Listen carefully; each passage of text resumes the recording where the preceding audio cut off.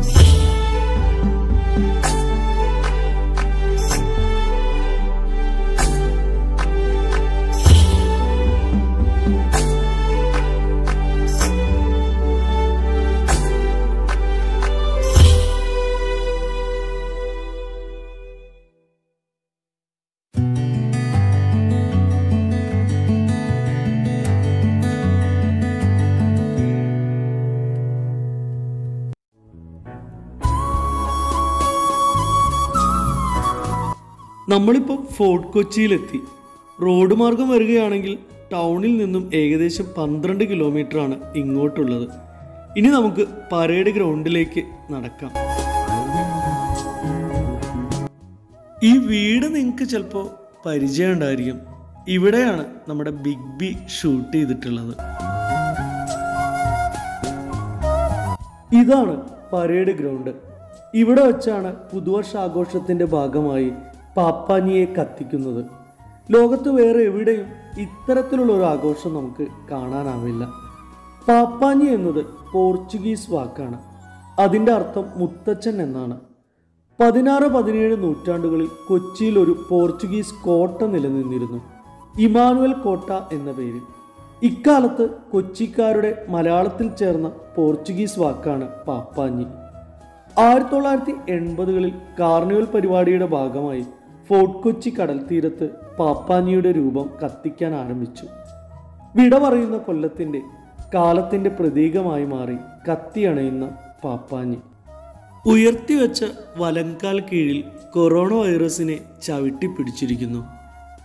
ഇരുമ്പ് ചട്ടക്കൂടിൽ നിർമ്മിച്ച 65 അടി ഉയരമാണ് ഇത്തവണത്തെ പാപ്പാഞ്ഞിയുടേത്.